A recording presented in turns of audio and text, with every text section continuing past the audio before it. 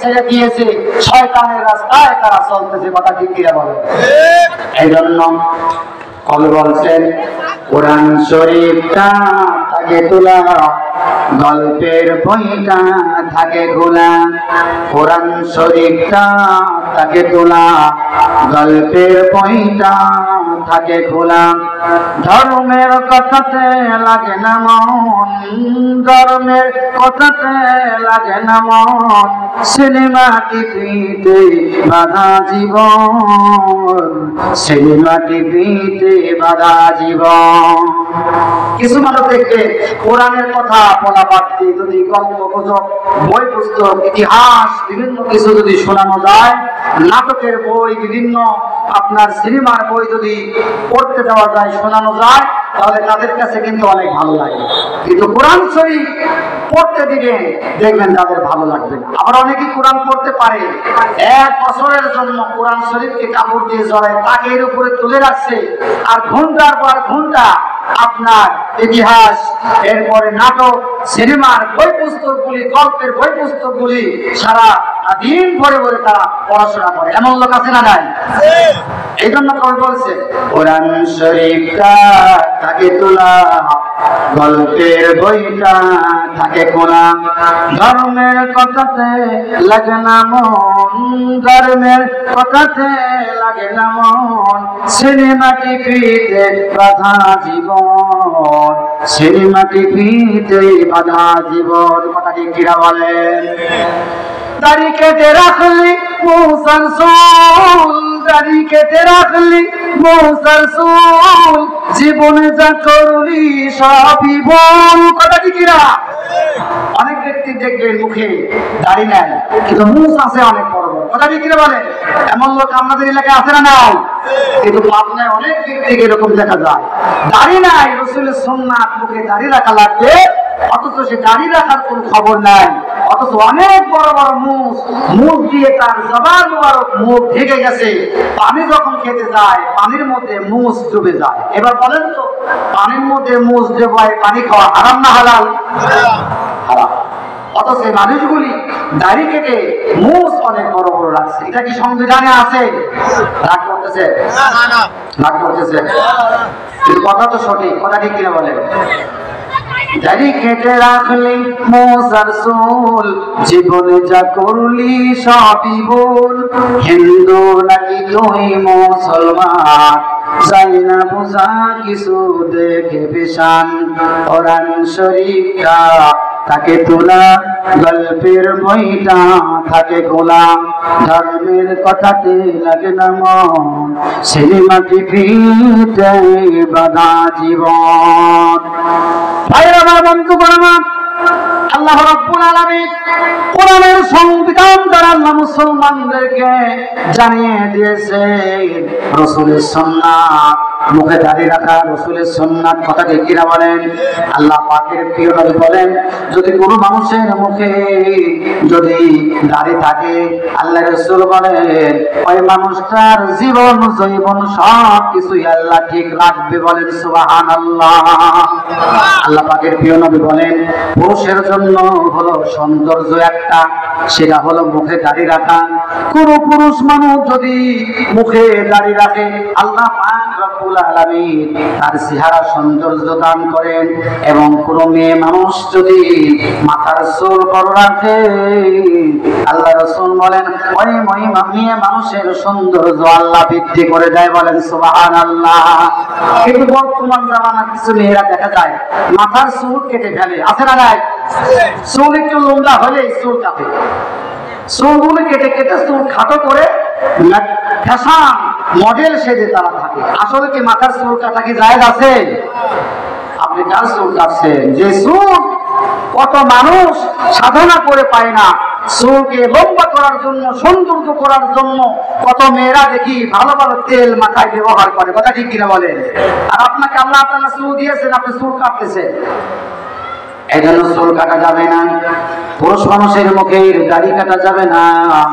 আল্লাহ পাক কোরআন নামক সংবিধান দান করেছেন, এই কোরআনের নামক সংবিধান আমাদের মেনে নিতে হবে। কোরআনুল কারীম প্রতিদিন নিয়মিত আপনাকে 100 আয়াত হলেও আপনাকে তিলাওয়াত করতে হবে। রাসূল কারীম সাল্লাল্লাহু আলাইহি ওয়াসাল্লাম হাদিস শরীফের মধ্যে বর্ণনা করেন, যে লোকটার অন্তরের মধ্যে কোরআনের কোনো বাণী নাই, কোরআন না, লোকটার অন্তরটা যেন একটা পূজার ঘরের মতো। আমরা সকলে মুসলমান কিনা কথা বলেন? যদি মুসলমান আমরা হই, তাহলে মুসলমান হিসেবে এই কোরআনের শিক্ষা আমাদের মধ্যে থাকা দরকার আছে না? না, কথা বলতে হবে, থাকা দরকার আছে না? এই জন্য এই কোরআন নামক সংবিধান আমাদেরকে মেনে নিতে হবে। আল্লাহ পাক রব্বুল আলামিন যেন আমাদেরকে যতদিন হায়াতে জিন্দেগির মধ্যে রাখেন, পৃথিবীতে দুনিয়াতে যতদিন থাকবো ততদিন যেন আল্লাহ তাআলা আমাদেরকে এই কোরআন অনুযায়ী জীবন গঠন করার, জীবন সাজানোর জন্য, কবরে যাওয়ার প্রস্তুতি নেওয়ার জন্য আল্লাহ তৌফিক দান করুন। সকলে বলেন আমিন, আরো জোরে বলেন আমিন। আপনারা কি রাগ করতেছেন? তাহলে আমার সাথে একটু জোরে কথা বলতে হবে, একটু কথায় সাড়া দিতে হবে। নাকি বাড়ির থেকে যখন আসেন তখন নিষেধ করে দিয়েছে, শোনো যাই তাই করো, আকুবপুর কবরস্থান ময়দানে যাচ্ছে কোরআনের মাহফিল শোনার জন্য, হুজুর যাই বলুক আর তাই বলুক, খবরদার বসে কথা যেন তোমরা বলো না, নিষেধ করছে নাকি? অনেকে আমার আছে বউ পাগল, বউ যা পায় তাই শোনে, এই জন্য বাড়ি থেকে নিষেধ করতে পারে যে মাহফিলে যাচ্ছ ভালো, কিন্তু কথার জন্য খবরদার বলো না, এরকম নিষেধ করে নাই তো? নিষেধ কি আছে? জোরে আওয়াজ দিতে হবে, নিষেধ কি আছে? তাহলে কথা বলতে হবে, আমার সঙ্গে কথা একটু সারা দিতে হবে। ভাইরা আমার, বন্ধুগণ আমার, কোরআনুল কারীম থেকে সূরা নিসা থেকে আমি যে আয়াতে কারিমা তিলাওয়াত করেছি, আল্লাহ রাব্বুল আলামিন কোরআনুল কারীমের মধ্যে মোট 114টা সূরা নাযিল করেছে। কয়টি সূরা বলেন? আর আওয়াজ দিয়ে বলতে হবে, কয়টি সূরা? কোরআনের মধ্যে কয়টি সূরা আছে বলেন? মুসলমান হিসেবে আমাদের জানা দরকার আছে না নাই? আল্লাহ তাআলা কোরআনুল কারীমের মধ্যে মোট 114টি সূরা দিয়েছে। তার মধ্যে 4 নম্বর পারায় আল্লাহ তাআলা একটি সূরা নাযিল করেছেন, এই সূরার নাম হলো সূরাতুন নিসা। নিসা মানে কি বলতে পারবেন? নিসা মানে কি? নিসা মানে হলো মেয়ে। নিসা মানে কি? নিসা মানে হলো মেয়ে, নিসা মানে মহিলা, মহিলাদের সম্পর্কে আল্লাহ পাক এই সূরাটি নাযিল করলেন। এই সূরার ভিতর থেকে 17 নম্বর আয়াত, 18 নম্বর আয়াত তেলাওয়াত করেছি। এই আয়াতের শানে নজুল, ব্যাখ্যা বিশ্লেষণ ইনশাআল্লাহ আমি আপনাদের সামনে আলোচনা করব। শুনতে রাজি আছেন তো? ভাইরা আমার, বন্ধুগণ আমার, আল্লাহ পাক রব্বুল আলামিন বলেন, যে জায়গায় মানুষ কোরআন শোনার জন্য বসে, জায়গাটা সাধারণ জায়গা থাকে না, এই জায়গাটা হয়ে যায় জান্নাতের বাগান। বলেন সুবহানাল্লাহ। এই কথা প্রতি উত্তরে প্রিয় নবী জনাবে মুহাম্মদ রাসূলুল্লাহ সাল্লাল্লাহু আলাইহি ওয়াসাল্লাম তিনি হাদিস শরীফের মধ্যে বর্ণনা করেছেন, পৃথিবীর মধ্যে থাকাকালীন যে মানুষটা 4টা আমল করবে, কয়টা আমল বলেন? কথা বলতে হবে, কয়টা আমল? আল্লাহ রাসূল বলেন, পৃথিবীর মধ্যে থাকাকালীন তার জিন্দেগিতে, জীবনেতে যদি কোনো ব্যক্তি মোট 4টা আমল করতে পারে, আল্লাহ রাসূল বলেন সেই লোকটা জান্নাতি, সেই লোকটা জান্নাতি। বলেন সুবহানাল্লাহ। তাহলে এই 4টা আমল কি, এটা আমাদের জানা দরকার আছে না নাই? আমরা আজকে কবরস্থান ময়দানে বসে আলোচনা শুনছি, কোরআনের আলোচনা। আমি আপনি পৃথিবী থেকে, দুনিয়া থেকে একদিন চলে যেতে হবে, কথা ঠিক কিনা বলেন? এই কথার মধ্যে কোনো সন্দেহ আছে? কোনো সন্দেহ নাই। এই পৃথিবী থেকে, দুনিয়া থেকে একদিন আমাকে আপনাকে চলে যেতে হবে, এর মধ্যে কোনো সন্দেহ নাই। এই জন্য পৃথিবী থেকে যাওয়ার সঙ্গে সঙ্গে আল্লাহ তাআলা 2টা জায়গা নির্ধারণ করেছে। 1 নম্বর হলো জান্নাত, 2 নম্বর হলো জাহান্নাম। হয় আপনাকে জান্নাতে যেতে হবে, না হয় আপনাকে জাহান্নামে যেতে হবে। আমরা কে কে জান্নাতে যেতে রাজি আছি? হাত তুলে দেখা। লিল্লাহি তাকবীর। আচ্ছা, এই আমার দিকে জান্নাতে যাওয়া সম্ভব? আপনারা কি মুসলমান নয়? হযরত আবু বকর সিদ্দিকের অনুসারী নয়? হযরত ওমর ফারুকের অনুসারী নয়? তাহলে মুসলমান হিসেবে আমাদের আওয়াজ এত আস্তে কেন? উচ্চ আওয়াজ দিয়ে বলতে হবে আমরা সকলে কি জান্নাতে যেতে চাই? তাহলে একবার তাকবীর দিতে হবে জোরে উচ্চ আওয়াজ দিয়ে, লিল্লাহি তাকবীর। আমার কাছে আওয়াজটা পছন্দ হচ্ছে না ভাই, আমি আপনাদেরকে একটু কষ্ট দেওয়ার জন্য একটু ভাগ করে নেব। সেটা হলো এই যে মাঝখানে একটা খুঁটি আছে না, এই খুঁটির এই কাছে এক ভাগ আর এই কাছে এক ভাগ। হ্যাঁ, আমি এই কাছের ভাগের ভাই বাবাজি যারা আছে এদের একটু আওয়াজ শুনবো। এই কাছের লোক ক্ষমতার আওয়াজ দেবেন না, শুধু এই পাশের মানুষ যারা তারাই বলবে তাকবীরটা আমি দেব, লিল্লাহি তাকবীর।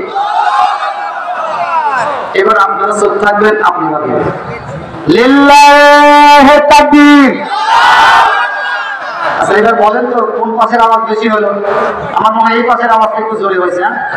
এবার সকলেই সম্মিলিত ভাবে উচ্চ কণ্ঠ দিয়ে আওয়াজ দিয়ে তাকবীরের ধ্বনি তোলেন, লিল্লাহি তাকবীর। আল কোরআনের আলো, আল হাদিসের আলো, আমার নেতা তোমার নেতা, যেই নিকাত ধরে জান্নাতে যাব সেই নিকার নামই তো বলতে পারলাম না, তাহলে কেমন হলো? আমাদের নেতাকে সরকারে দু আলম সাইয়্যিদুল মুরসালিন খাতামান নবীন রাহমাতুল লিল আলামিন জনাবে মুহাম্মদুর রাসূলুল্লাহ সাল্লাল্লাহু আলাইহি ওয়াসাল্লাম। এবার বলবেন আমার নেতা তোমার নেতা বিশ্ব নবী মুস্তাফা, এটা বলতে হবে, ঠিক আছে? আমার নেতা তোমার নেতা, আবার বলেন আমার নেতা তোমার নেতা, লিল্লাহি তাকবীর। খুশি তো সকলে? রাগ করতেছেন? যত জোরে মুসলমান হিসেবে তাকবীরের ধ্বনি দিবেন তত বেশি শয়তান এদেশ থেকে দূর হয়ে অন্য কোথাও দূরে চলে যাবে। কথা ঠিক কিনা বলে? শয়তানকে আমরা দূরে খাটাইতেছি না কাছে রাখতে চাই? বলেন তো, দূরে রাখতে চাই। এই জন্য শয়তান যাতে আমাদের কাছে না আসে একটু তাকবীর দিয়ে শয়তানকে দূর করে দিলাম। এবার ইনশাআল্লাহ আমরা আলোচনার দিকে যাই। সকলেই ইনশাআল্লাহ ধৈর্য সহকারে আলোচনা শুনবো। খারাপ লাগতেছে কি? তাহলে আলোচনায় শুনতেছিলাম আল্লাহ পাকের প্রিয় হাবিব জনাবে মুহাম্মদুর রাসূলুল্লাহ সরকারে দু আলম সাইয়্যিদুল মুরসালিন খাতামান নবীন রাহমাতুল লিল আলামিন নবী বলেছেন, জান্নাতে যদি কোনো ব্যক্তি যেতে চায় তার মোট কয়টি আমল করতে হবে? বলেন কয়টা আমল? আল্লাহ নবী বলেন, কোন মানুষ যদি জান্নাতে যেতে চাও আল্লাহ রাসূল ঘোষণা দিয়েছে তোমাকে দুনিয়াতে থাকাকালীন মোট 4টা আমল করতে হবে। এই 4টা আমল যদি কোনো মুসলমান করতে পারো আল্লাহ রাসূল বলেন সেই লোকটা হবে জান্নাতি। জান্নাতি বলেন সুবহানাল্লাহ। ভাইরা আমার বন্ধুগণ, আজকে পৃথিবীর মধ্যে আপনি যাকে বলবেন জিজ্ঞাসা করবেন তুমি কি জান্নাত পেতে চাও, সেই লোকটা কিন্তু বলবে হ্যাঁ আমি জান্নাত পেতে চাই। মরণের সঙ্গে সঙ্গে আমার আল্লাহ যে জান্নাত দান করবেন, তাফসীরুল কোরআন মাহফিল বসা মানে জান্নাতের বাগানে বসা, আর সেই জান্নাতে যাওয়ার আমল হলো মোট 4টা। এই কথা কে বলছে? রাসূল বলেছেন এই কথা। এই জন্য 4টা আমলের কথা আমরা শুনবো। 1 নাম্বার আমল হলো রাসূল পাক সাল্লাল্লাহু আলাইহি ওয়াসাল্লাম হাদিসে কালামের মধ্যে বর্ণনা করেন, 1 নাম্বার আমল হলো পৃথিবীর মধ্যে থাকাকালীন যদি কোন মুসলমান কোন উম্মাহ যদি সকাল সন্ধ্যায় আল্লাহর কাছে তওবা ইস্তেগফার করে আল্লাহ পাক রব্বুল আলামিন ওই বান্দাকে জান্নাত দান করবে। বলেন সুবহানাল্লাহ। ভাইরা আমার বন্ধুগণ, এখন আমরা আসুন তওবা ইস্তেগফারটা কি আমরা জানি? অনেক মানুষ মুসলমান কিন্তু তওবা ইস্তেগফার জানে না, পারে না, এমন মুসলমান আছে না নাই? অনেক মানুষ আছে তওবা ইস্তেগফার জানে না। আমরা যখন মারা যাই, দাদা মারা যায়, নানা মারা যায়, হুজুরকে ডাক দিয়ে নিয়ে আসি। হুজুর এসে কর্ণের কাছে বসে তাকে বলে দাদা একটু তওবা করেন তো, আস্তাগফিরুল্লাহ রাব্বি মিন কুল্লি যামবি ওয়া আতুবু ইলাইহি। বলে কিনা? বলে এ কথা বলে কিনা? কিন্তু অনেক মুরব্বী দেখবেন তওবা করতে পারে না। আপনার জিন্দেগিটা জীবনটা যদি তওবার উপরে পরিচালনা করা না থাকে আপনার জবান দিয়ে তওবা বের হবে না। ভাই আমার বন্ধুগণ, আমার রাসূল বলেছেন হচ্ছে সকাল সন্ধ্যা তোমাকে তওবা করতে হবে। এখন এই তওবাটা কি আমাকে জানতে হবে। সাহাবায়ে কেরামেরা বললেন, ইয়া রাসূলুল্লাহ, হাবিবাল্লাহ, তওবা কতবার করা দরকার? রাসূল হাদিস শরীফের মধ্যে ঘোষণা দিয়েছেন, কোন ব্যক্তি যদি দিন রাত দিয়ে ৭০ বার তওবা করে, আল্লাহ পাক রব্বুল আলামিন তার জীবনের গুনাহগুলি মাফ করে দেয়। বলেন সুবহানাল্লাহ। এবার আপনাদের কাছে আমার প্রশ্ন, পৃথিবীর মধ্যে যত মানুষ আছে সকল মানুষই কম বেশি গুনাহগার কিনা? বলেন। আমার কথা কি বুঝতেছেন? বুঝতে পারতেছেন? পৃথিবীর মধ্যে যত মানুষ আছে সকল মানুষই কিন্তু কম বেশি গুনাহগার। আমি একজন আলেম মানুষ, আমারও গুনাহ আছে। এই যদি হাজি মানুষ হয়, ওনারও গুনাহ আছে। আল্লাহ পাক রব্বুল আলামিন পৃথিবীতে যত মানুষ পাঠিয়েছেন সকল মানুষের জীবনে কম বেশি গুনাহ আছে, কারোর কম আবার কারোর বেশি। কথা ঠিক কিনা বলেন? রাসূল বলেন, এই গুনাহগুলি মাফ করাইতে হলে বান্দা তোমাদেরকে তওবা ইস্তিগফার করতে হবে। আজকে আমরা যে কবরস্থান ময়দানের পাশে দাঁড়াইয়া কবরস্থান মাঠে বসে তাফসীর ও কোরআন মাহফিল আলোচনা শুনছি, এই কবরস্থান ময়দানে আমাদের একদিন মৃত্যুবরণ করে ওখানে চলে যেতে হবে। কথা ঠিক কিনা বলেন? আর সেই মৃত্যুর স্বাদ গ্রহণের আগে আমাদেরকে তওবা ইস্তিগফার করে খাঁটি দিলে খাঁটি অন্তরে তওবা করে খাঁটি মুসলমান হয়ে আমাদের কবরে যেতে হবে। এই কথা কে বলেছেন? আল্লাহ বলেছেন। আল্লাহ পাক রব্বুল আলামিন 4 নম্বর কোরআনের মধ্যে আল্লাহ পাক রব্বুল আলামিন সূরা আলে ইমরানের মধ্যে বলেন, ইয়া আইয়ুহাল্লাযীনা আমানু তাকুল্লাহা হাক্কা তুকাতিহি ওয়া লা তামুতুন্না ইল্লা ওয়া আনতুম মুসলিমুন।